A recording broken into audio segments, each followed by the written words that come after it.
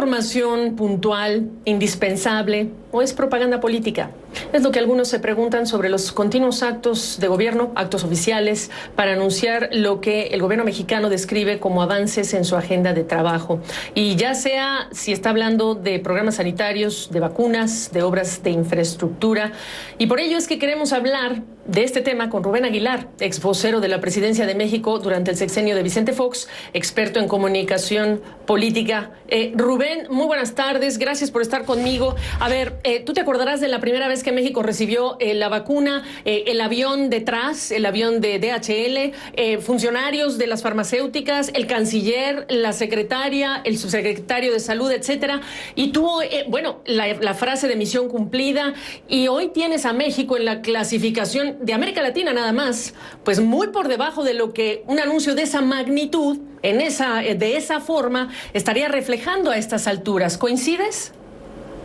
Absolutamente, Gabriela, y bueno, este gobierno, como otros gobiernos populistas en diversas regiones del mundo, basan su trabajo no en la acción de gobierno, sino en la comunicación, en cómo mantienen esta relación con su base social que han ido construyendo a lo largo del tiempo, una base social muy insatisfecha, con mucho rechazo, que se sintió marginada a lo largo de los años y tiende a creer todo lo que su líder les dice. Sí, como tú mencionabas, es ridículo, llegaban 400,000 vacunas, no alcanzó ni a cubrirse al personal médico y después pasó más de 4 semanas sin que hubiera ninguna vacunación en el país. Pero sigue el discurso. Este fue un discurso aparatoso, como tú decías, con el avión, con el canciller, y para el monto de las vacunas y lo que realmente significaba, pues era vil y corriente propaganda política, no comunicación. Preguntarte, en tiempos de las redes sociales, ¿qué tan efectivo sigue siendo esta manera y este contenido de comunicación política? Bueno, lo que existe es que ha habido un cambio en los últimos meses más o menos notable o muy significativo, que las redes las perdió el presidente, por eso ahora las critica tanto y ha manifestado su contradicción con Facebook, con Twitter, etcétera, porque antes le favorecieron siempre, ahora no le favorecen, incluso con la estrategia de compra de bots que hace Jesús Ramírez, el encargado de comunicación de la Presidencia de la República, no les ha dado. Han perdido las redes, pero también es cierto que la oposición en su conjunto no ha sabido aprovechar las redes para plantear unas nuevas posibilidades, cuál es el contenido, su plataforma de aquí a la elección del 6 de junio. Y entonces, pues las redes han estado más en manos de ciudadanos en lo particular, la mayor parte ahora en contra del gobierno del presidente López Obrador y una minoría a favor del presidente, y cuando se hace como viral es a partir de los bots que compra Palacio Nacional, Presidencia de la República, Gabriela. Ahora, estos son los opositores, pero ¿qué hay del consumidor simpatizante del presidente, de la figura del presidente, de la figura de Andrés Manuel López Obrador, hoy presidente? ¿Qué tan efectivo se mantiene ese tipo de comunicación? ¿Más forma, muy poco fondo o menos fondo? Pues desde luego que muy poco fondo, pura forma, pero a la pregunta expresa, en las redes el presidente las ha perdido en los últimos 4 o 5 meses. Por eso apuesta más a los medios tradicionales, a su presencia en la radio a partir de la comparecencia mañanera, que no conferencia de prensa, porque no cumple ninguno de los estándares que a nivel mundial se utilizan para saber si estás o no en una conferencia de prensa. Es un ejercicio de propaganda político, pero los medios a su vez recogen y replican.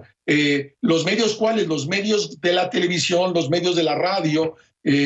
No hay que olvidar que en el Consejo Económico del presidente están los 3 dueños de las 3 más importantes televisoras del país, y que son también las que más recursos reciben de la publicidad del gobierno. En ese sentido, uno podría decir que hay un alineamiento de las grandes televisoras, de las cadenas abiertas del país, con el mensaje del presidente, y lo replican más o menos textual, y en ese sentido llega el presidente a muchos más sectores de la población. Me parece que la apuesta desde hace unos meses atrás es por los medios tradicionales y no por las redes sociales, Gabriela. Ahora, Rubén, las vacunas son un ejemplo, pero tienes la rifa del avión sin el avión, el reciente anuncio y lo que hizo el presidente allá en el aeropuerto de Santa Lucía, la terminal, con la inauguración de algo que es una pista, pero no es el aeropuerto, pero la pista, y es, digamos, todo el tema confuso, porque al final del día estas comunicaciones incluso generan esa confusión. Entonces, hay todo un patrón. ¿En qué momento le juega en contra este tipo de comunicación a alguien como Andrés Manuel López Obrador? Muy breve, por favor. Pues le va a jugar en contra cuando la ciudadanía sienta que esta esperanza que puso en el presidente de que iba a mejorar su condición social, pues no está ocurriendo. Hasta ahora le resulta solo la palabra y no la acción al presidente. Hay 10 millones más de pobres, 5 millones más de desempleados, 400,000 muertos por el COVID, etcétera. Le va a costar en un determinado momento, no sabría con exactitud decirlo cuánto, pero viendo uno las realidades como las de México con otros gobernantes populistas, llega un día en que la palabra no alcanza porque la sociedad requiere acción, resultados que te favorecen. Y me despido de esta comunicación recordándole a la gente que México se encuentra, digamos que en ese, parte más baja de la tabla de países que han vacunado, y el canciller decía hace algunas semanas, algunos meses, perdón, misión cumplida. ¿Qué misión? Eso es lo que hay que determinar. Gracias, Rubén Aguilar, un gusto saludarte, gracias por tu tiempo. Un gusto saludarte, Gabriela, muchas gracias, buena tarde.